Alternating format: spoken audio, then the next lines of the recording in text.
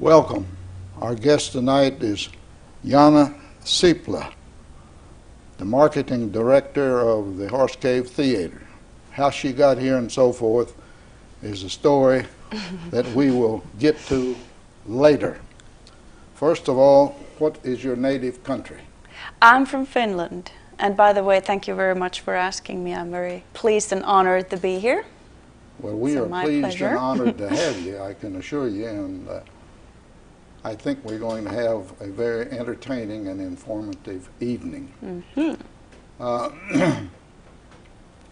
What family? Father and mother and so yes. forth? Everybody else is in Finland, so I'm all alone here. But I consider Kentucky my home now, and people I work with and my friends, they're my family. But yes, I have my mother and father both live in Finland, and I have one sister. And she's still in Finland? Yes. Now, unfortunately, in some respects, we don't hear much about Finland anymore. It did make the news during the first part of World War II when Russia invaded Finland. And your country fought them to a standstill, the Russians. And did you get all of your territory back? They had some territory. No, we didn't. I was actually sort of a little preparing for your questions last night, and I was refreshing my history. I'm afraid I'm not very good at the exact historical things, but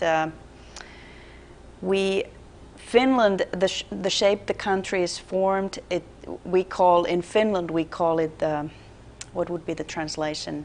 A maid of Finland. It's like a woman, it has a head and a hand, and it's like a skirt. And before Russian, the war, it had two hands, and the skirt was wider. But after the way the war was settled, we lost the other arm of our maid of Finland, and the skirt got smaller. So we did lose some areas. Well, your country, and particularly your army, can certainly be proud because they fought them to a standstill. That's why you had a negotiated settlement. Yes, it was, I guess the whole world was surprised how the little Finland and the little army we had, we actually did stop the Russian attack, and especially I guess we can be thankful for the Finnish skiing troops, because they had the white outfits and they were very swift with their skis, and they used what was called like an ambush or whatever. They surrounded the enemy, and only a few people could take over a lot of attackers in that way. Now, obviously Finland borders on Russia. What other countries does it border on? Norway and Sweden. And there is a point in the Lapland, if you go to one point, you can look in 4 different countries. There is like the point where 4 different countries come together. And didn't I read somewhere or remember that as far as Sweden is concerned, to get there from Finland, you've got to take a small trip across some water? Of course you can fly, and in the north you can drive, but mostly there is the sea that separates us, and it's a very nice cruise you can do. People do it as just for leisure. It's you can leave from Helsinki, like maybe it's 6 o'clock in the evening, and you have you can dine and dance and whatever on the ship, and then you arrive in Stockholm in the morning. You can spend the day there and then come back the following night. Helsinki is your capital? Yes. What's the size of the city? It depends a little bit how you calculate. The core is, I think, about 500,000 people, but then there are like satellite cities that we sometimes count into the whole metropolitan area, and if we count all that, it's almost 1 million. So Now, the population is very heavily concentrated on south. this time of the year, how's the weather? It's getting bad. It's been, I guess in Finland, it's been exceptionally warm this fall. Like the weather has been kind of crazy everywhere. But I talk to my mother and my father every Sunday. And this past Sunday they said that they have a little bit snow already and it's really cold. And there's quite a difference in daylight and dark. Mm-hmm. Yeah. Somebody famous, some Finnish famous person said once that in Finland there is 9 months of winter and 3 months of summerless period. So that tells you what the weather is like. But it's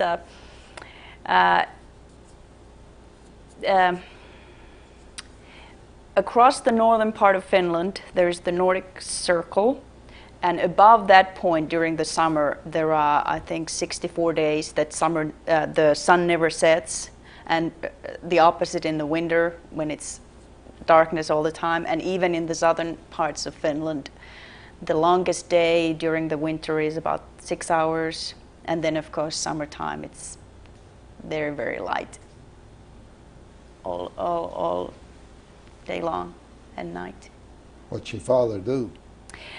He used to be a construction worker. He used to drive a crane, that very heavy lifting, I think it's called crane. But now he's retired, but he loves fishing. He goes fishing all the time, all the kinds of fishing with the net and with the, what's that, fly fishing and ice fishing and everything, anytime. So we always have fish. Does your mother work or just a housewife? She works as a cleaning lady in the evenings. She cleans the, what's that called? Like a community city hall. I guess it would be called city hall. Are the women liberated as much there as they are here? I think even more so, maybe. In Finland, majority of women work outside home. Usually both parents work, and Finland was the first country in the world where women got the right to vote. Did you know that? No, I didn't know that. Did not know that. Yes. Let's talk about your education a little bit. Obviously, you started the school in Finland. We have first of all, you have to go to school. It's compulsory, and like illiteracy is almost unknown in Finland. It's like 99.9%, I guess, can read and write. Everybody goes to school, and we have like a basic education is 9 years, and then you can either go to like upper classes. I think it's corresponding probably high school. It's 3 years, and it prepares you for university studies or college studies. Or instead of this, you can go, after the basic studies, you can go to a vocational school.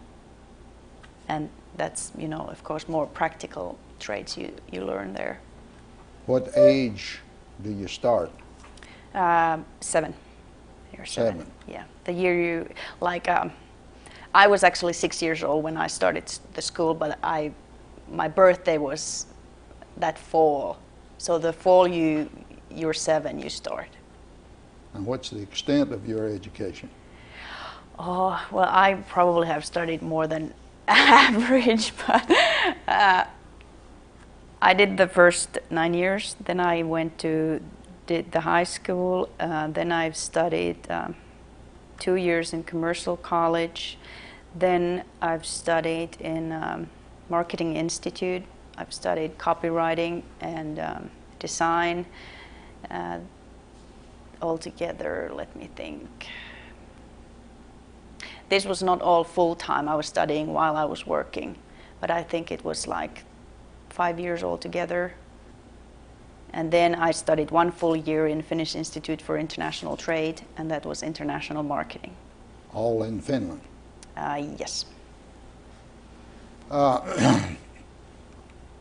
You may have observed that, particularly in Kentucky, there's a trend toward the same type of education as you came through. Mm-hmm. After you get high school, you're going to have industrial training or preparation for college and then going on. Mm-hmm. I think we're learning. We're learning. Normally, I gather that population as a whole is much better educated in Finland than it is here Probably, in America. yes, probably. You have any idea what percentage of students go on to either vocational school or college in Finland? I'd say, I don't know exactly, but I'd say it's probably 80% will train to something. I think it's very few that drop out just after the basic and don't go anywhere. Even people who don't want to, not everybody is into studying and reading kind of university studies. They're more practical. So most of the people then they go to vocational school to learn some kind of trade. What is the basic religion in Finland? Lutheran. It's I'd say over 90%, and then there are Orthodox or Catholic Orthodox, and then several smaller groups and denominational as well. As far as attendance and practice of religion in Finland, is it better than in this country? I guess you've probably picked up some figures about attendance to church and so forth here. Are about the same or what? You're much better here. Much better? Yes. In Finland, religion in general is not that, I don't know what word to use. I don't know if I should use word important, but it's not as everyday as it is in here. It's like here, if I understand correctly, people sort of they own the church. They maintain it, and it really is part of people's lives.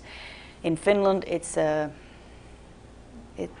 state and church is separate, but it's people pay taxes for the church. For the church, and mainly I think church is used for functions like weddings and funerals and when the child gets the name, what's that called? Baptized. Yeah.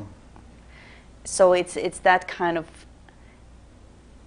it's more that kind of institution than a daily or weekly part of people's lives. There's very, very low percentage of Finns go to church every Sunday.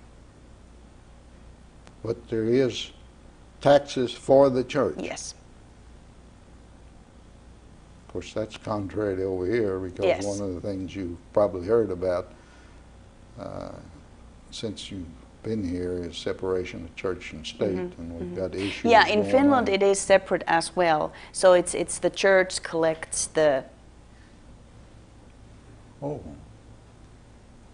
It's part of the one part of the taxes goes to the church.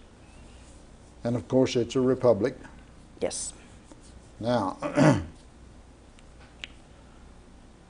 what type republic? Have you got one or more legislative houses? Okay, these are difficult words for me. We have the president. Actually, next year we have a election for president, and it's a direct vote. 4 years or? 4 year.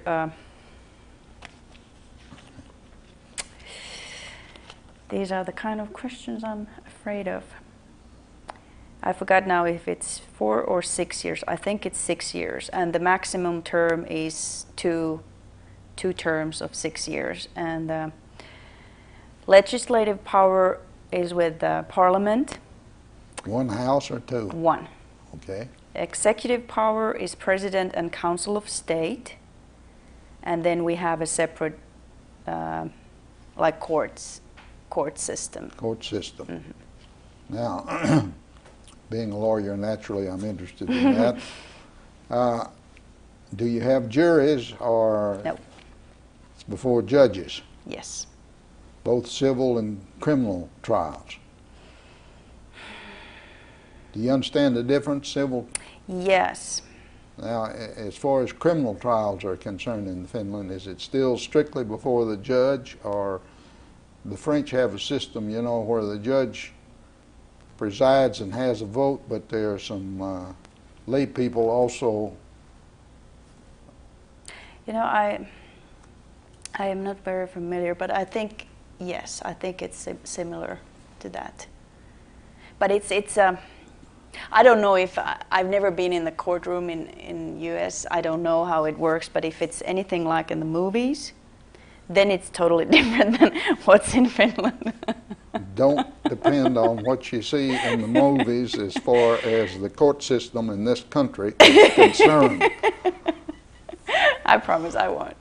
But it's the talks that lawyers give, the speeches to the jurors and whatever, I don't think that exists at all in Finland. You don't think the lawyers are much more just strict to the business, no elaboration like that, you know, speeches like that. And the lawyer can't argue to the court that his client is guilty or not guilty? Yes, but it's, I don't know, like, it's less performing kind of thing. You know, Finns are very, you know, not like me. Kind of shy and composed and reserved. I guess that's the word you could use. That's a good word. Yeah. Where did you learn your English, and when did you start? I think the education system has changed a little bit, but I started, the first foreign language was English, and we started on the 3rd grade. Then the second foreign language is Swedish, which is the other official language in Finland. We start on the 5th grade, and then you can study more languages later on. Now, did you study English in college, or did you learn it all in grade school? I've studied it since the 3rd year of school. I've studied English all through my studies. It's always been one of the subjects. Wherever you go and study anything, you always learn English. You do an excellent job. Thank you, sir. Because I've learned a lot here. Well, I guess I'm picking up a little Kentuckian accent, I hope. I was going to say that your speech is more American than British. Yes. And that's totally coming from living in here, because it's in Finnish schools we learn Oxford English and the English pronunciation. So my American accent, whatever I have, it's totally come from since I moved here. And I suppose you speak Swedish. Mm-hmm. They have in the schools, can you take Russian? Yes. Many people take Russian there? Not as many as we would hope, or because it's of course you have to remember, I haven't myself been living in Finland for I've been gone for 10 years, I guess, from Finland, so things might have changed and I might not know everything. But when I was at school, very few children took Russia. First, it's very difficult because the alphabets are totally different. You would have to learn the writing and everything. And also, I think there is still a little bit of resentment against Russia and Russians and the language and everything, you know, that has come from generation to another because of the wars and everything.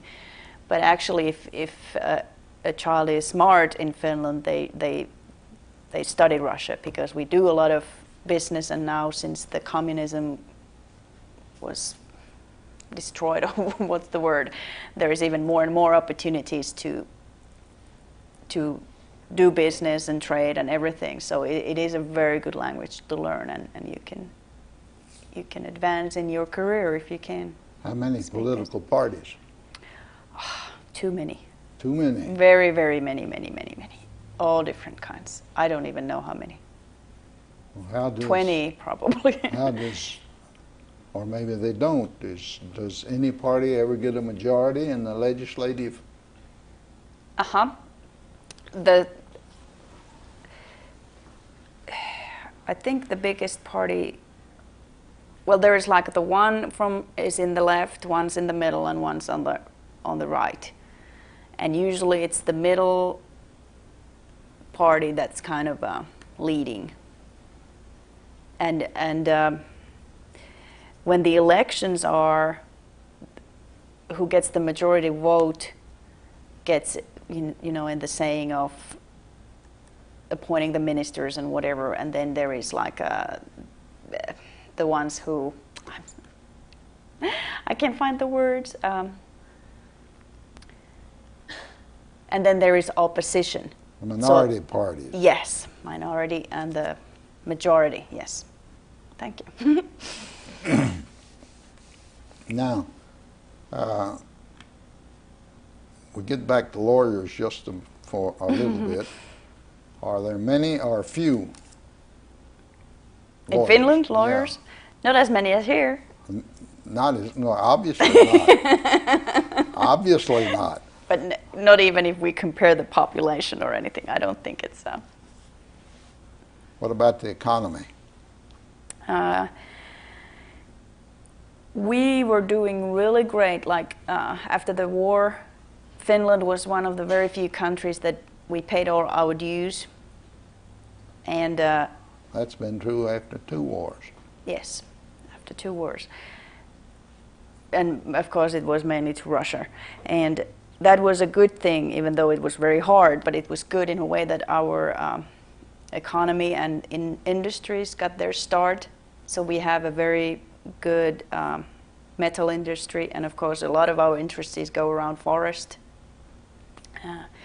And we were doing really great until the early 90s. And then we had a really bad recession.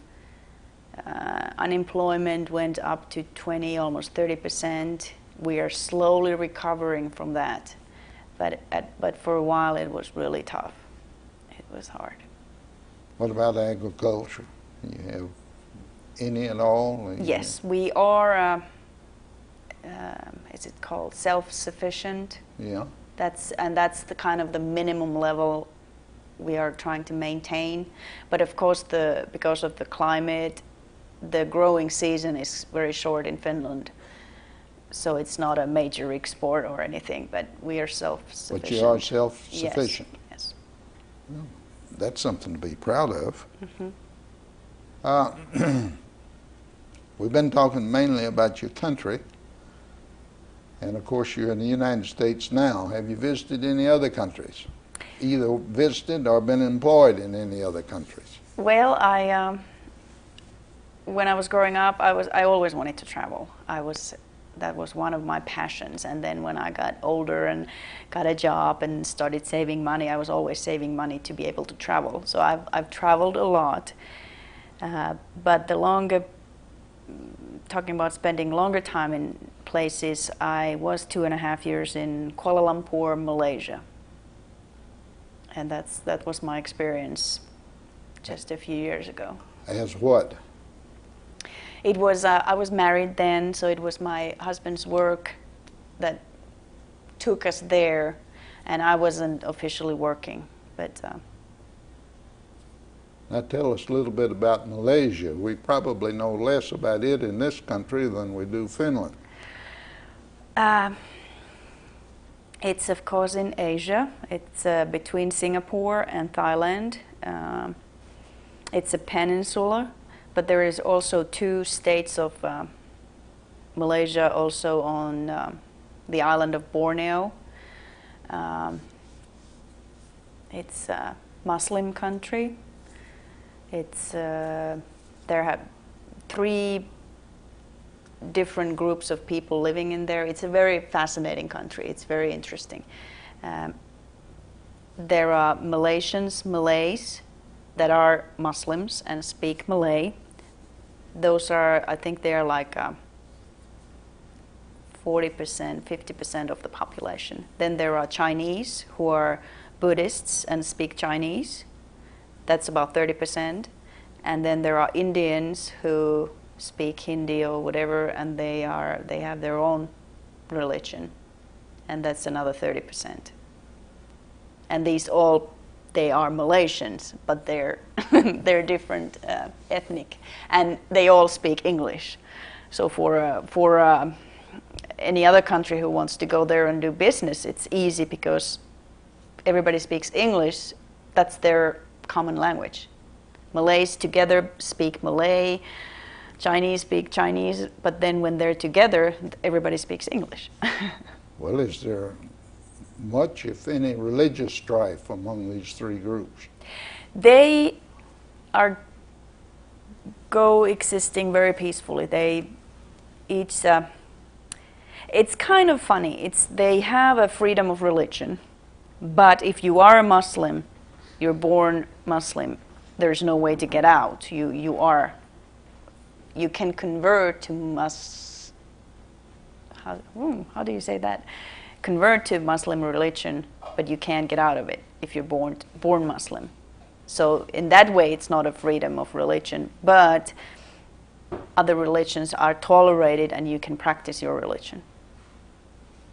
Well, and it's not as strict as like Saudi Arabia, where women they're covered and everything. In Malaysia, you can pretty much dress the way you want.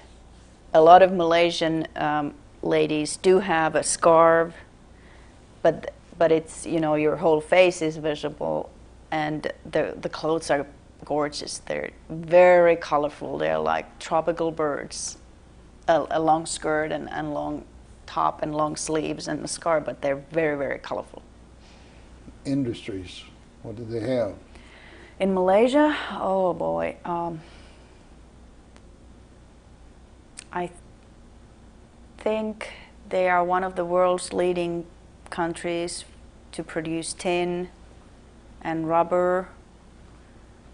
I think palm oil, things like that. More basic. I think there is not very highly advanced, industries or anything. It's more kind of agricultural, mining based.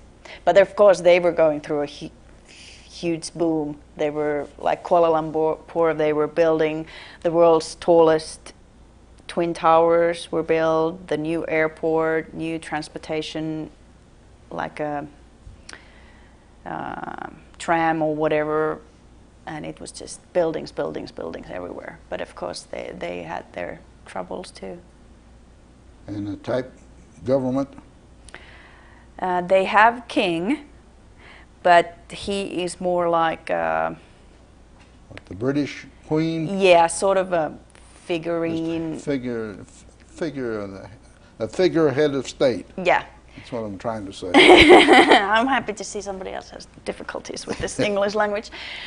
And then they have prime minister and deputy prime minister and different ministers and what have you. And basically, I don't know the latest news what happened, but prime minister was basically who had the ultimate power of everything. Whatever he said, that's exactly what it was. They have freedom of speech? I guess sort of. Sorta. Same way about press, I presume. Yes. Getting back to your country quickly, you have freedom of speech there? Mm-hmm. And that's it really is. It's really there. Yeah. Now, you mentioned dress in Malaysia. Apparently they have, what's the word that I want here? A dress-up dress and then another code of dress. Is that right? They don't all have normally they don't have all these pretty dresses with flowers and stuff that you were talking about. That was pretty normal. That was normal? Yes, that's the ladies' dress. They go to work, and that's the regular outfit. That's why it was so beautiful. You know, you saw these ladies on the bus stops by the roadside, and they were all different colors, different dresses. Yeah. Long skirts? Mm-hmm. How did the men dress? More casual or more Western type. I guess the regular business attire would be, you know, shirt and tie and like yours, suit. Were you accepted there? Mm-hmm. Yeah, there is especially in Kuala Lumpur, there is quite a large expatriate community. A lot of English, American, Swedish, Finnish, a lot of, so it was not an unusual sight to see Western people walking around. Why are so many there? Are they retired or are they in business there? Business. Business. Yeah. Mm-hmm. That's when it was. I don't know what the situation now is because they did go to recession as well, but it was so booming that everybody went to Malaysia to do something. When did you leave there? I left 97. Now, what other countries have you visited and picked up some things? Oh gosh, I've been. Yeah, actually, the one thing I'm kind of ashamed of, I've never been to Russia. It's right next door there, but I never did go there. But of course, I visited Sweden, Norway, Denmark, our neighboring countries. Then I've been to, well, all over Europe.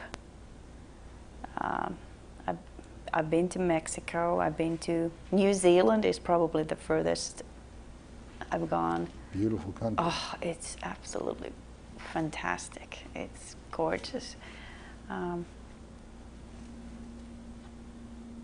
But there's a lot to see. I would like to go to Africa and Tibet.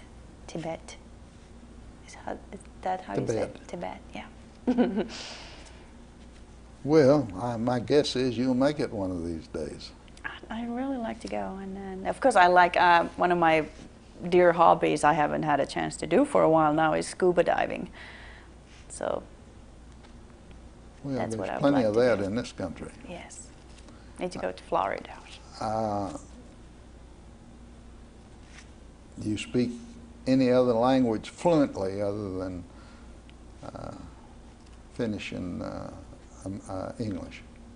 Well, my Swedish used to be pretty fluent, but of course it's been years now that I haven't used it, so I don't know if I could say anything. And then I've studied some other languages, but it's if you don't use the language, you forget it. It's something that just happens.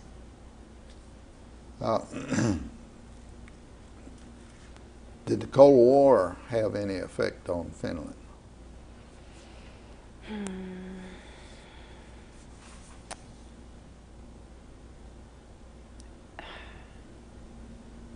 I can't separate it like that because before there was Soviet Union, or when that was there. That's right. It was the cold front for us all the time. So, right. But that's how but it's been always like that. So Finns we've learned to live with it, I guess. That's what I'm trying to say. Well, is there much culture or trade between the two countries? Yes. There was when it was a communist country, of course the trade was different. It was, and that's a word now that I don't know how to translate, but it was more like trading goods. Okay. And there were like quotas, and it was all controlled. and based on agreements, and no individual business could do a business with an individual business over there. It was like the state controlled and made the arrangements and agreements and whatever. But of course now it's different. Now it's modern or Western style. Back to Malaysia. Mm-hmm. What about women's rights there? Not that good, but I can't say if it's more. I think it became more from the religion than from the state, because all the religions, Muslim religion of course, but also the Chinese. I guess Chinese women were the most liberated of all the. There was a lot of Chinese women were in the workforce. Moral code.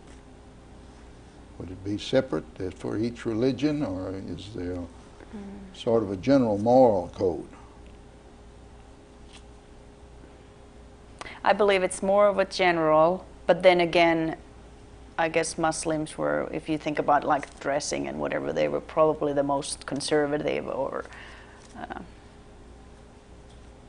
What about the dress code in Finland? Did it sort of follow along with Europe and America, or? Yeah. Well, it changes and then it always gets back. Yeah.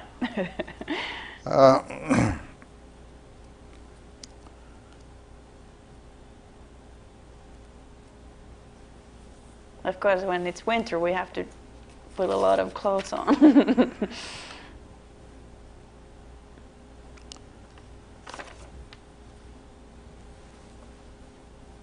Now you've been in this country 2.5 years, is that what you said? I used to live here from 90 to 94. Oh, this is your second hitch here. Yep. Then we left to Malaysia, and I came back 98, February 98, because I missed Kentucky. Where did you live from 90 to 94? First in Glasgow and then in Bowling Green. Oh, so you lived in this vicinity from 90 to 94? Uh-huh. Well, what did you do then?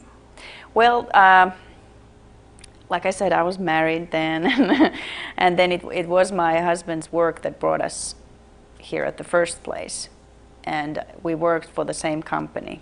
What company was that? It's Halton Company, who used to have a factory here in Glasgow. They moved to Scottsville. Okay. And I did a little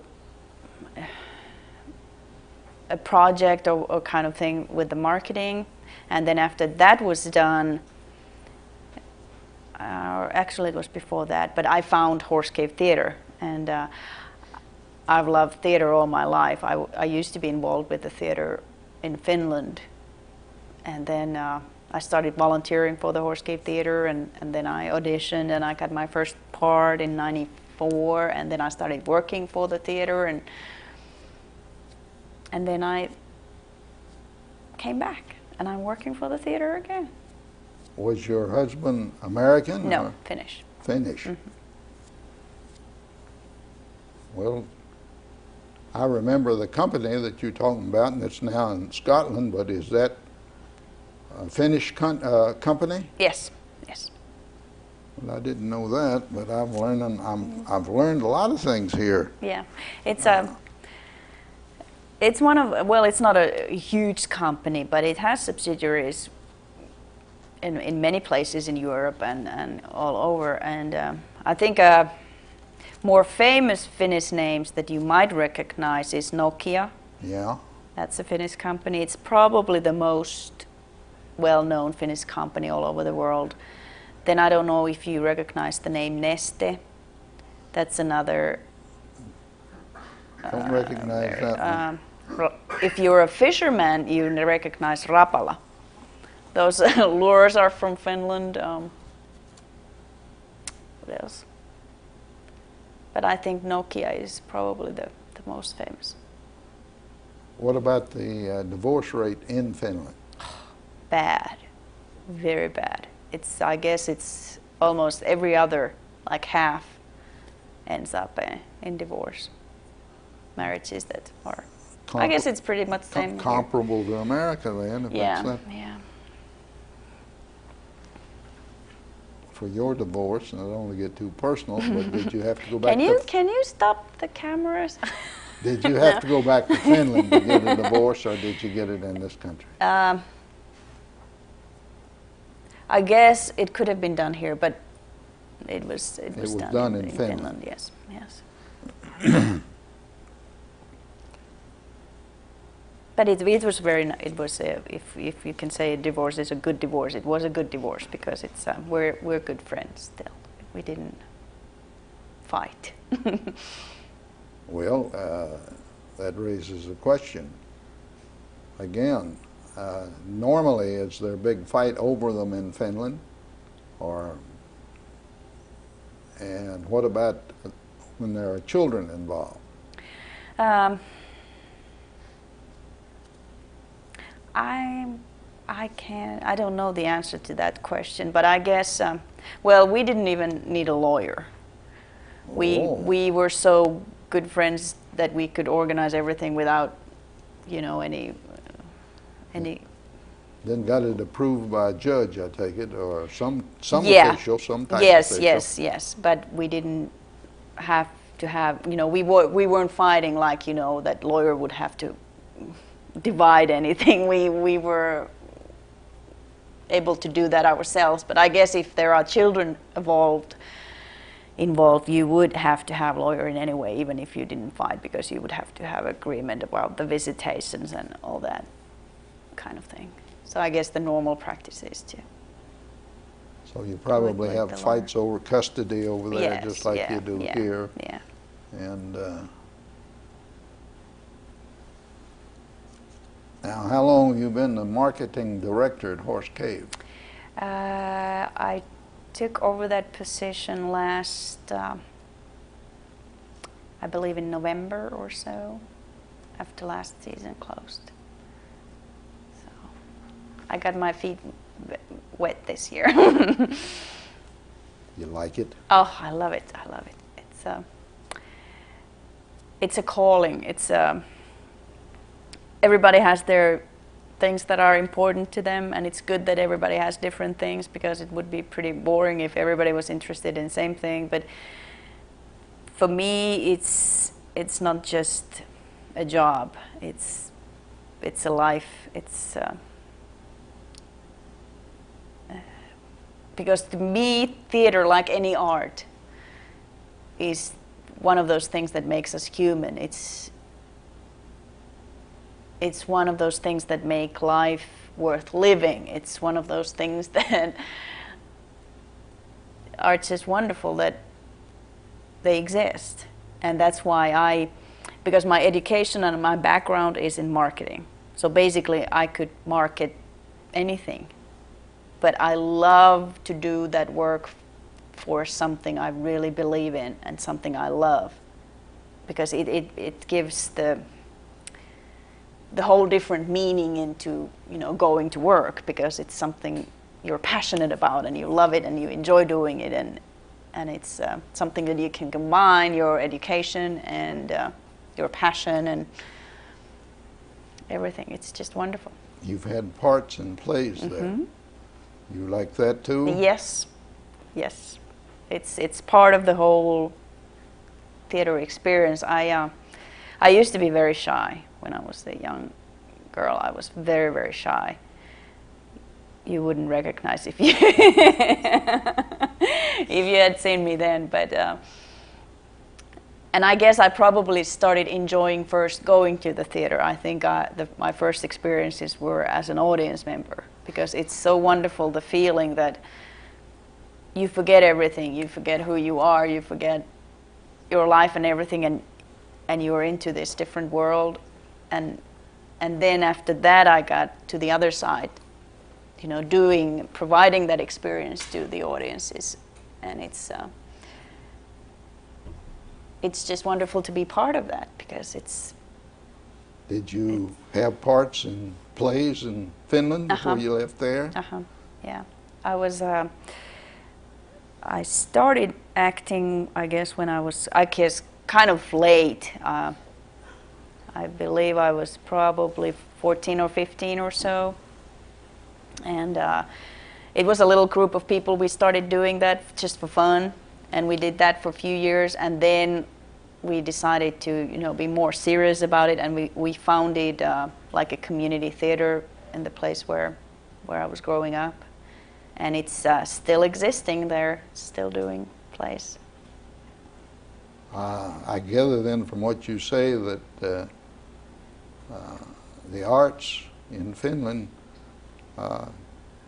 has a very supporting population. Yes, I was actually talking to Warren Hammock today. I showed him. I was refreshing my memory about Finland yesterday, and I read here all the art forms are very strong and active in Finland.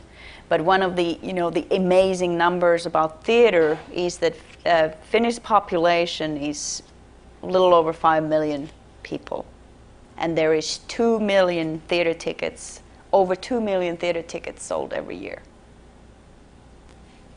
So I would say that the people definitely support arts. Yes. Now, other than theater, I guess they have dancing, ballet. Ballet, opera, of course, music, paintings, literature, everything.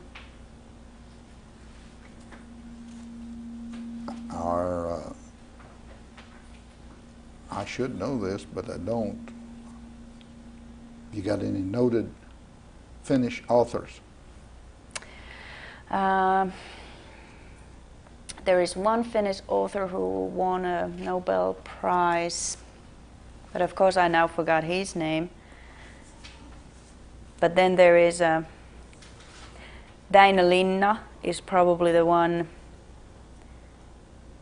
His book, The Unknown Soldier, is probably the one that has been most translated into foreign or other languages, and there's a couple of movies made out of that. And then Mika Valtari is another one, and one of his books back in, I don't know when, maybe 50s or sometime, there was a movie made in Hollywood based on his book that was happening in Egypt. Do you have movie production in Finland? But it's pretty kind of local. The majority of the movies produced in Finland are aimed just for domestic audiences. There is some few movie makers who make movies that get some audience also around Europe, but I don't think any of them ever make their ways to America. But Rennie Harlin is from Finland. I don't know, younger people maybe know that he's directed one of the Elm Street movies, Die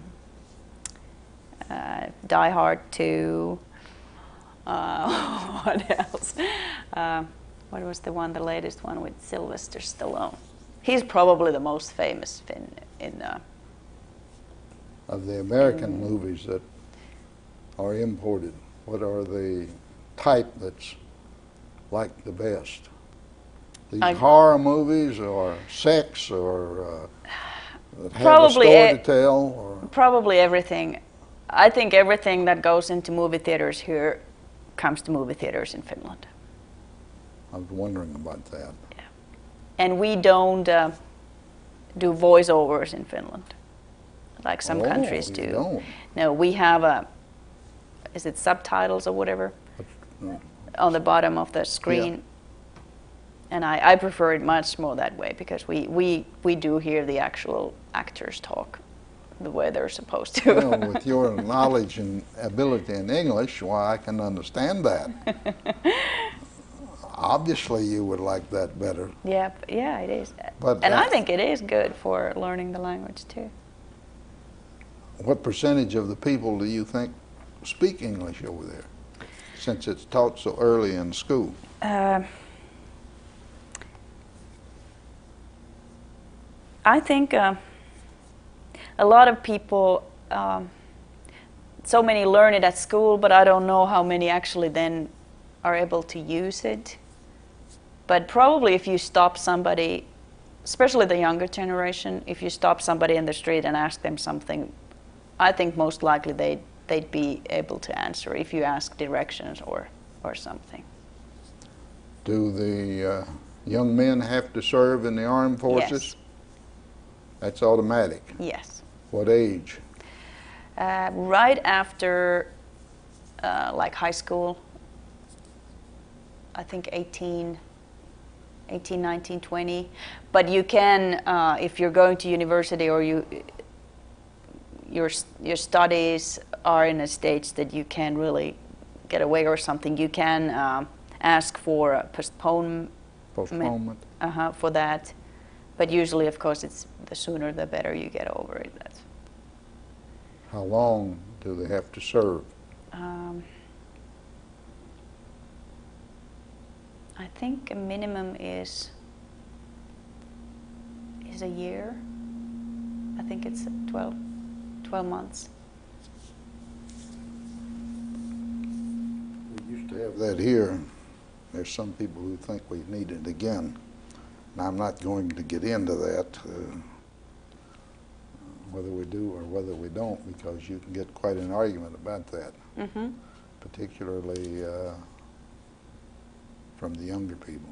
Yeah, I always felt kind of envious. I thought, well, today it's women can go do that too in Finland, but when I was that age, women didn't go to army, and I always thought that it was unfair. I thought, you know, why not?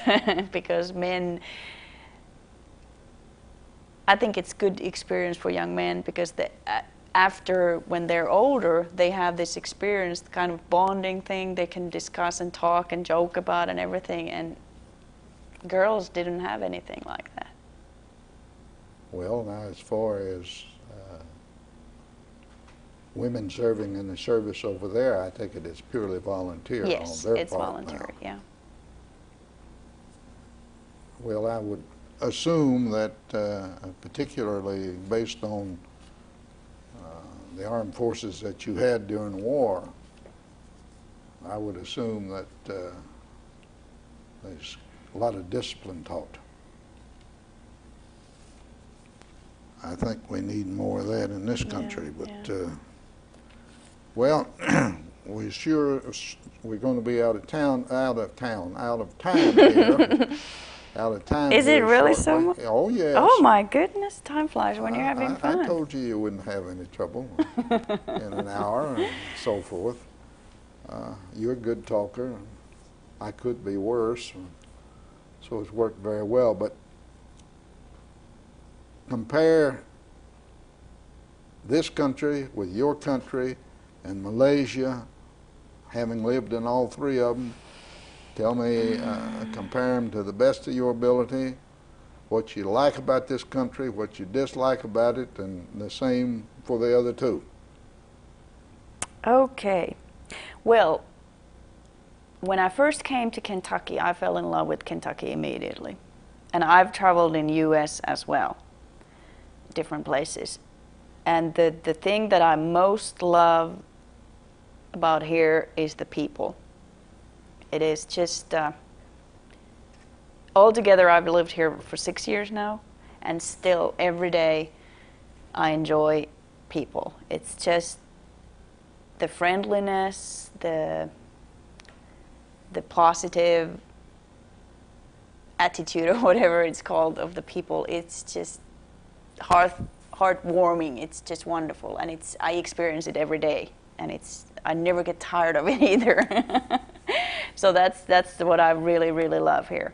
Also, I love the climate. I think it's wonderful to have 4 seasons, but kind of a mild way that you can enjoy weather and then you have a good summer and whatever. So those are the two things. In Finland, probably the thing that I miss and what I enjoy mostly is the nature, because it's very clean. And in Finland we have what we call, or I call when I translate it, it's every man's right. Every man has a right to go to every property, even private owned forest or whatever. You can go pick mushrooms, berries. You see a lake somewhere, you can go swim.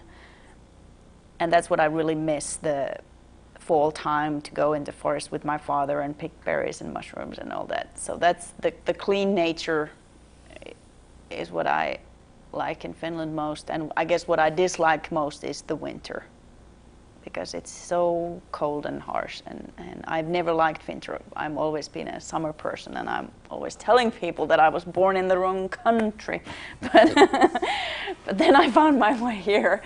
And then Malaysia,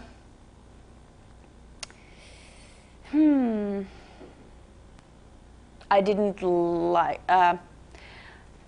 it has some gorgeous nature, but I was living in a city. And that's one of the things. I'm a country girl. I really, really hated living in a city.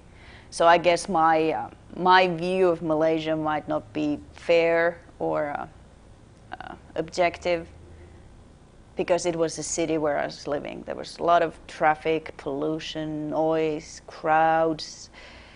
Just all that was too much. I thank you. Appreciate your being here. Thank you. I said I could go on forever. Well, we could talk some more, but time's up. Okay. We've done real well, and I Thank really appreciate your coming. Thank you. I've It's enjoyed been it. my pleasure. Thank you. Thank you.